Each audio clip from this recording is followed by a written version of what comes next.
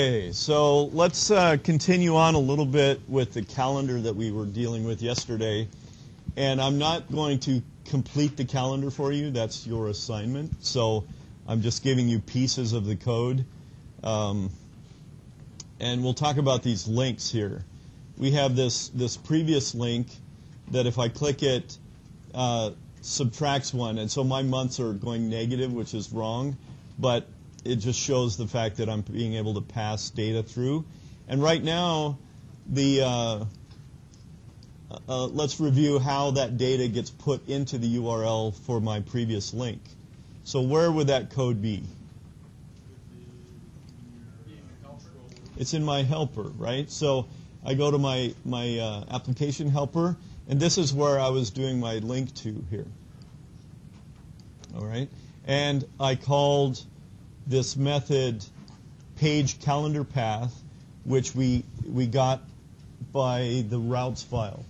So those are methods that are given to us by Rails based on the controllers that we have in the routes file itself. So let's look at the routes file real fast. That's in the config folder, routes.rb. And at the top, these are the various methods. These are the various methods that we created so that Rails knew how to get to our various controllers and actions. So the calendar here was using a get method on the page controller and the calendar method. So this method here created this variable called page calendar underscore path or underscore URL. So it created this automatically for me, dynamically, magically in Rails. And it's a method, so I can pass it parameters, and I can use hash key value pairs to add data to the end of the URL. So that's how I'm getting my query string data into the URL. So I can add anything I want here. I can add some more stuff, like year is going to be 2012. And I can say, and Dave is going to be Jones. All right? So let's see what happens when I recreate my calendar and get this previous link again. If you look at it, it says Dave equals Jones, ampersand month equals -3, and year equals 2012. So I can add any parameters I want to that, and it automatically formats it in the right place and makes it available to my controller in what hash? In the params hash. In the controller for my page controller here, the params hash is the way I get the data from the URL back into my application, so that I can use that to change the month or do whatever I want with that. This is used a lot in search terms.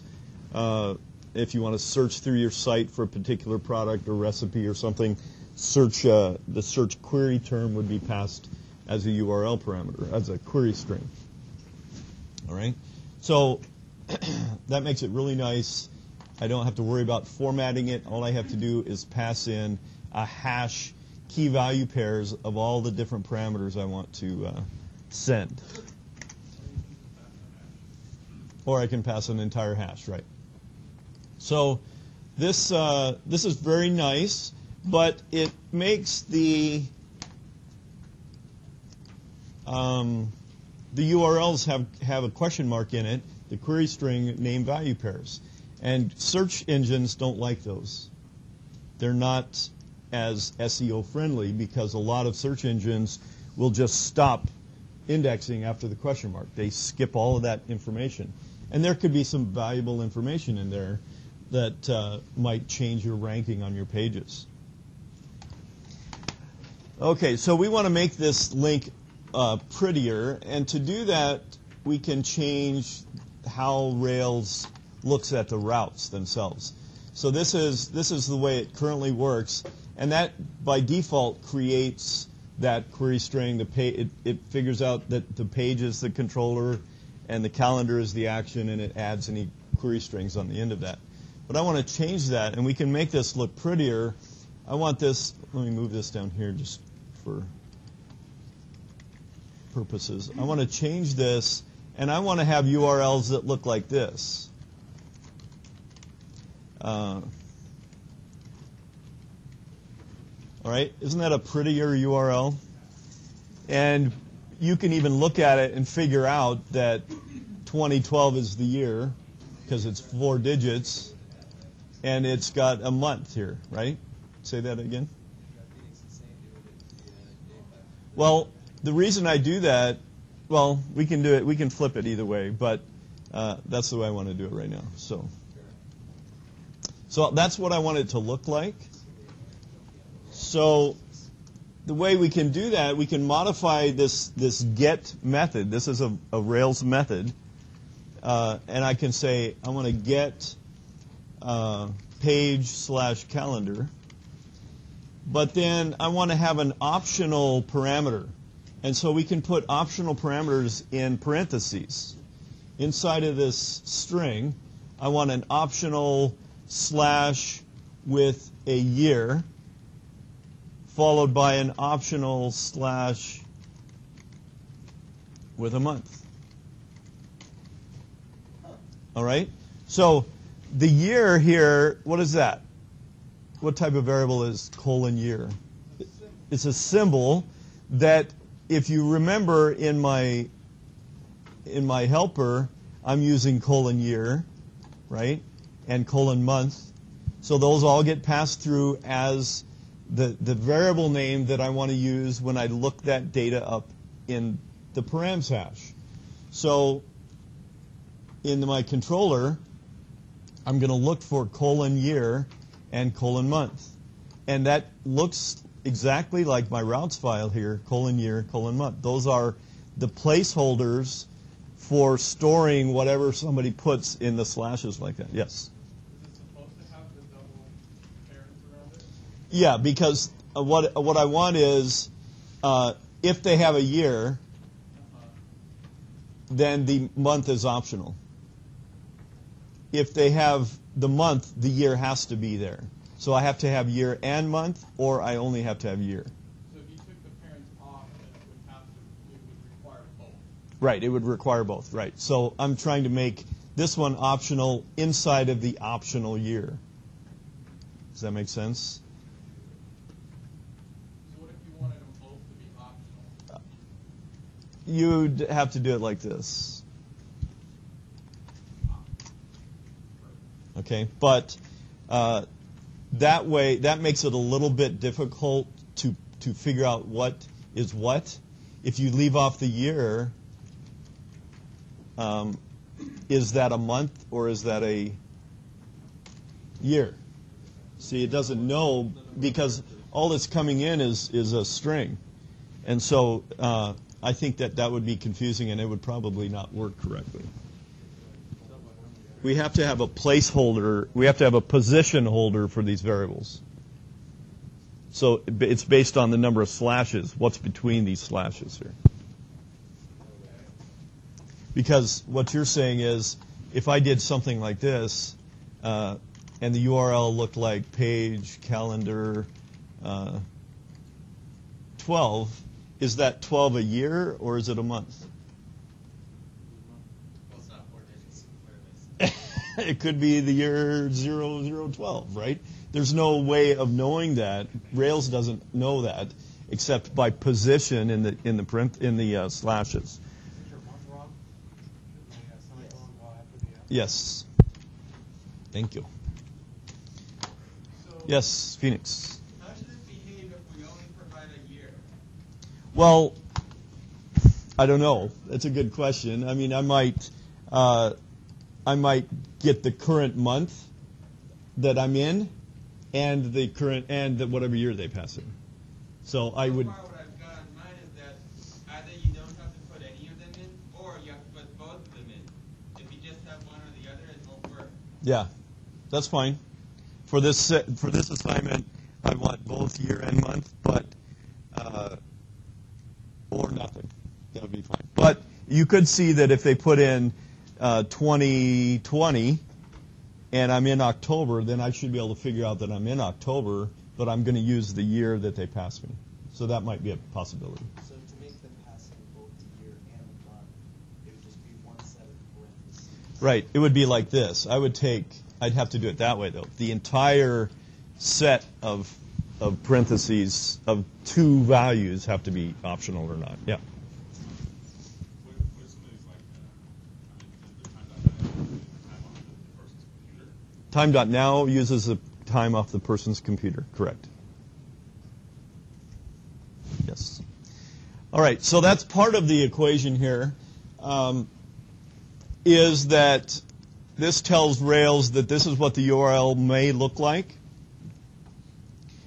And now, because the URL is different, I need to tell Rails a little more specificity about what this is. So I want this to go to the page controller and the calendar action. So this becomes the key of this key value pair. This starts to become too difficult for Rails to parse like this is. This is easy. We've got a single controller, a single action. But now it's gotten a little more difficult, so I have to say I want it to go specifically to that page and that calendar.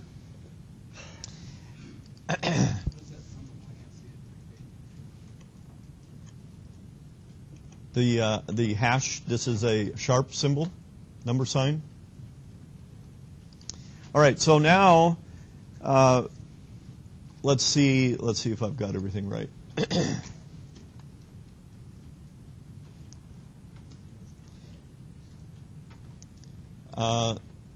I don't, because also I changed how this works. See, this default gave me not only the controller and the action, it created that variable name for me, the page underscore calendar path. Remember that path that I used? So I have to tell it now what I want this to look like. I can pass a new value called as, which is another hash value, and I can tell it what do I want to use in my code for the variable name. And I'm just going to call it calendar instead. So this would create two variables called calendar underscore path and calendar underscore URL. So this name is a variable that I can call it whatever I want. I could call it Dave if I wanted. So inside of my usage for this, I'm going to change page calendar path to just calendar path.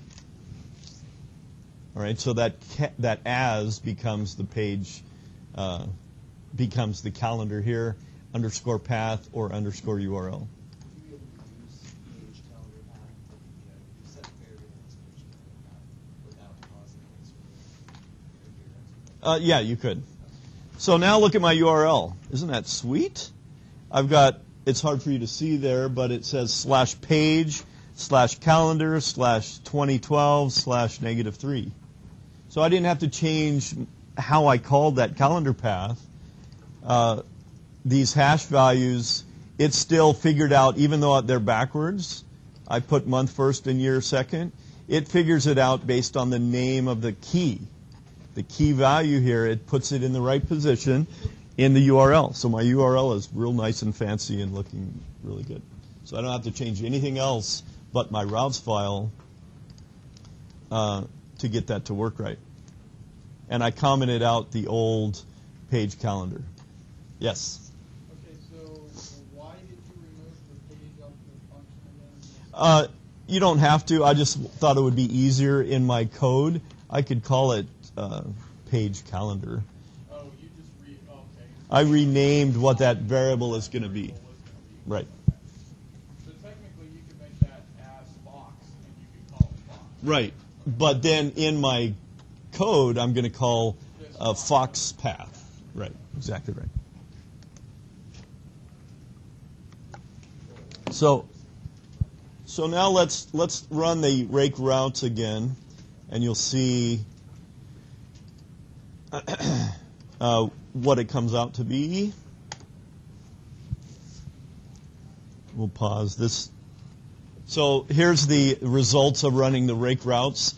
And if you look down here, this name calendar was what I put in the as parameter in the routes file.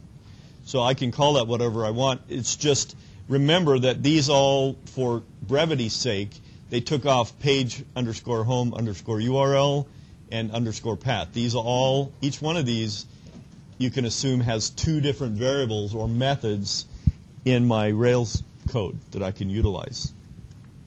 And this tells it, this shows the format here of what that URL is going to look like.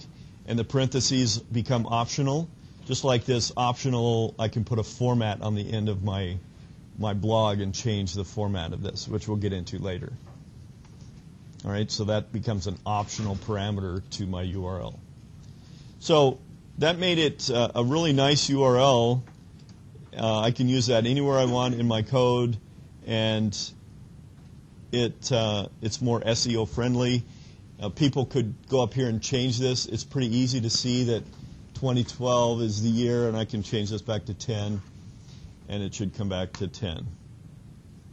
All right, so, and the previous should be 9/9. So that's a nice way of making the URLs. Isn't that great? That's cool stuff, man. All right. Any question on? Any question on what we've got so far? All right. So it's optional whether you want to do this routes change, but I've basically done it for you, so it makes it nice. I wouldn't know why you wouldn't do it, but you do have to have a previous and next link in your calendar page. All right, so let's look at some more information on the pages here. One of the things that's nice and that also affects SEO is the title of the page. So right here I have the title of the page says Dave's Recipes. Where does that come from? In the HTML head, there's a title tag that whatever I put in there becomes the title of that page, right? So right now I have that set. Where would I change that in my Rails application? All right, in my layout, my application layout, this is where I have the title. So I have Dave's Recipes up here. But for SEO's sake, it makes sense to have more data there. That's a way to add more keywords to your site to change your ranking.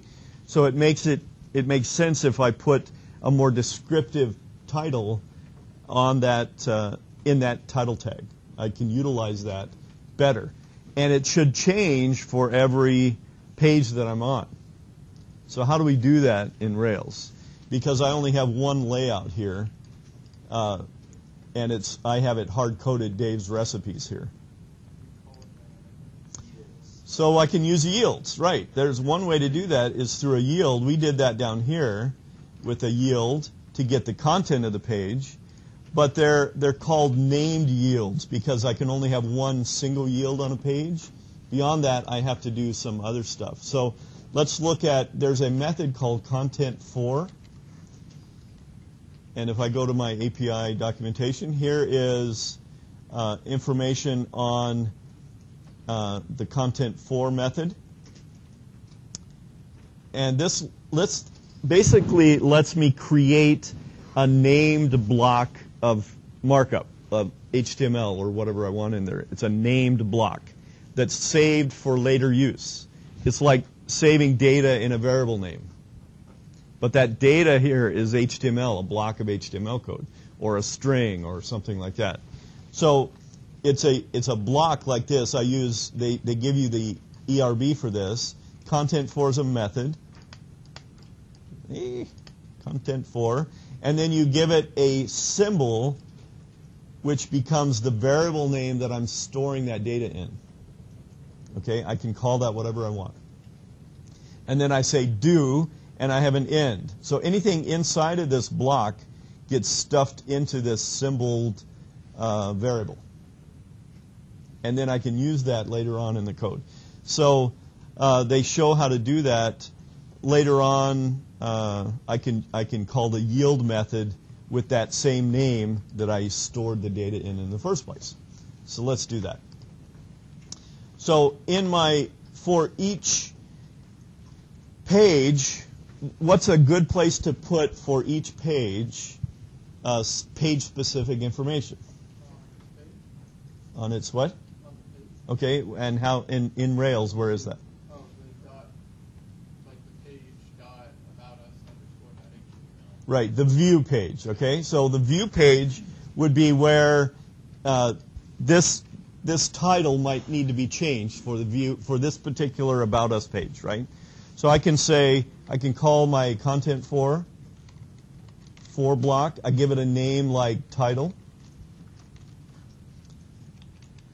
and I close my block. And then anything inside of this block of code gets stuffed into this variable called title.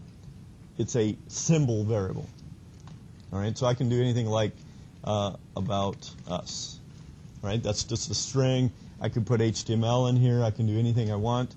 But this does not actually get displayed on the page. If you look at this, and I look at my About Us page, nowhere on here is the word About Us. I mean, this is from a different string. It's not being displayed. It's being stored for later use. That's all that's doing. So this doesn't actually get output to this page directly. It's a way of storing information that my layout could then use. So as it's rendering all of this stuff, the order that it renders it, it finds this information first, and then it stuffs all of that into the application layout. So in the layout, I can return the result of yielding that particular name. Right, I'm calling the variable. I'm saying I want to output using the equal sign. Don't forget that. I want to output the result of whatever was stuffed into this variable. So I go to my page, and now it says days recipes : about us. If I go to a different page, recipes, it just says days recipes because I have that variable is not created for my recipes page. It's only created for my About Us page. Does that make sense? So I'm saving page-specific information in a variable that my layout can use elsewhere. Pretty cool, huh? So let's do that for articles, for instance. So how would I change, where in my Rails file would I change page-specific information for my articles page? In this page right here. Right, the articles view page. So here it is, and my page controller, articles, and I can do the same content block. Let's go copy it from About Us, paste it in here, and instead of that, we'll call it articles. Okay, so what that does is it sets it up so that I can change this. I can make this a variable. I could actually, as we get into articles, use the title of the detail page. If I'm on the show page or the detail page of an article, I want the whole title the whole title of the article in the title of my page, because there are more keywords that the search engines look at. So I can make that a variable. That could be at an instance variable that I get from my database, something like that. And so it makes it very variable and makes my title that much better. So let's look at if that fixed it. So if I go to articles and reload that page, now my title is different. And if you look at the source, that's what got output. Was Days Recipes was hard-coded in my layout. Articles came from the content for method from that title variable. All right? I have a tab in there. Why? Right here. It's right here that's getting that from. So, anyway, minor thing. I have one question. Yeah. So that's like you change the title all the time when you select a different. Right. Then I mean in the Google search, so they can direct go to that page instead of home page. No, all the title does is provide more content on the page that the search engines look at. It doesn't affect navigation at all. It's only a place to put more keywords, really. That's what they do that for. All right. Isn't that cool? All right. So I wanted to show a little bit about RubyMine, and let's see about debugging this thing. All right. So if I'm having a problem in my method, it's a little difficult to debug Rails code. But with RubyMine, they have a debugger built into it, so let me stop my currently running project, and let's put a break mark here. If I click on this middle part here, it'll make a breakpoint. And instead of running the development mode, I want to debug the development mode. And it reruns the Rails server, but with it attached in the debugger itself. So now when I access the page for the calendar, it should stop right at this point, and I can look at variables and see what's being called, see what's being set, everything a lot easier here. Now, if you've never done this before, the first time you click debug, RubyMine says, oh, you're missing some gems, and it'll install a debug gem and some other stuff like that you need for this debugging purposes. So let's go to the calendar and see if it stops here.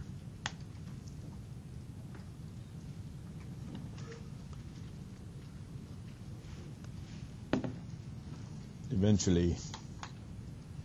Any questions while this is coming up?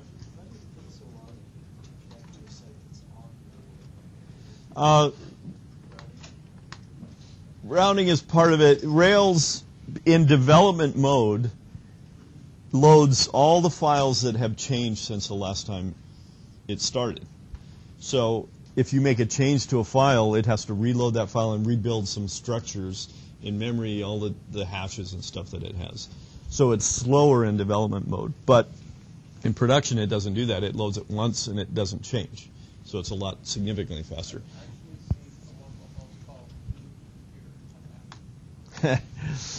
So here we go. It stopped here on my breakpoint. I've got the stack, which is all of the method calls being come up to this. Look how many method calls there are. Just insane. I think that's part of the reason that Rails is slow, but that's another lesson. So at this point, it stops, and I can look at all the variables in this current method. Month was passed in, nothing was passed into month, so it's nil. I can look at my cal string as it comes through and starts building up. I can look at the year. I can look at some global variables that are around for the entire Rails project. So I can get at the program name, for instance. There's all kinds of stuff in here. This CGI variable, where is it? No, I can't get to the data. Yeah, I can't look at it directly, though. So, possibly. So let's now that I'm in here, I can step over code using these commands. So I'll step over that one, and it executes that line. I step over the next one, it executes it, and I can start to see my cal string being built up. It's being concatenated with new stuff every time I go through it. Bada boom! Look at that. Isn't that great? So I can look at my string being concatenated. I could come down here and well, I stepped over it, but the day variable, I could step through and look at that each time as it builds it out. But my calendar is getting really big over here. I can see all my cells being created, and change variables if I want. I can do all of that kind of stuff. So debugging is very useful, especially in the helper methods that you're going to deal with. So this works just like in debugging Ruby. I can add variables over here to watch, same as in Ruby. So it's very nice. It's a very nice system for that.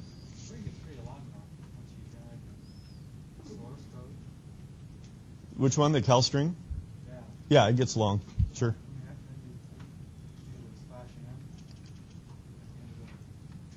Oh, yeah. If you want it to look nice on the page, is that what you're talking about? Yeah.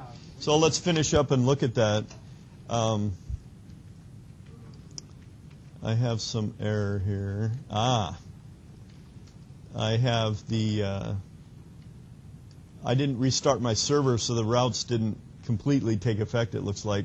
I still have the old page calendar path in my navigation. So what would I change this to? Calendar path. All right. So where is this code?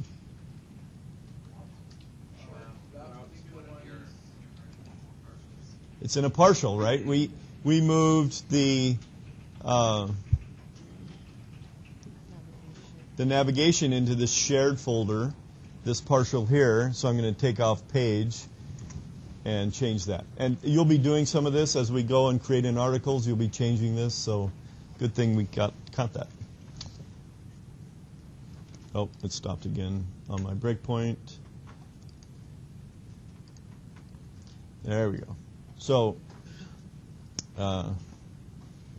you were talking about the code here. So if I look at the source code and I look at my table, look at this is just one big old long string, right?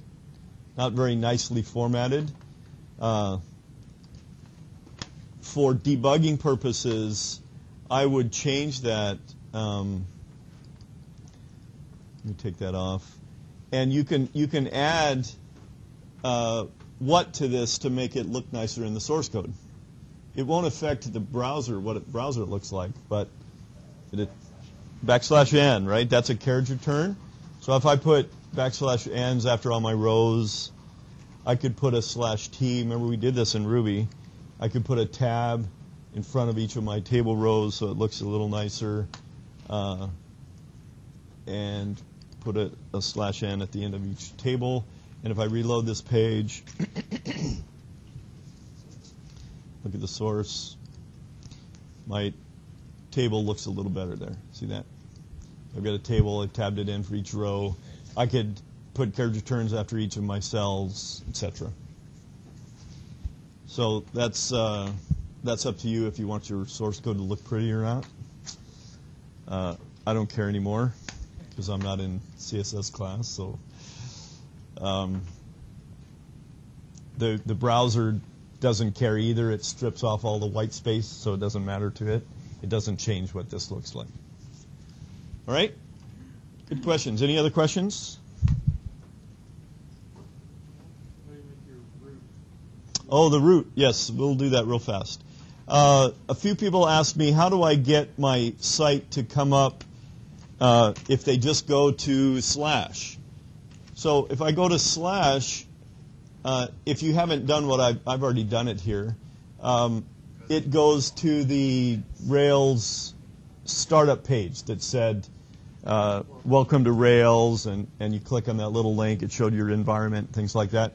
That was a file called index.html in the public folder. And I deleted that file. So the first thing you have to do is delete that file.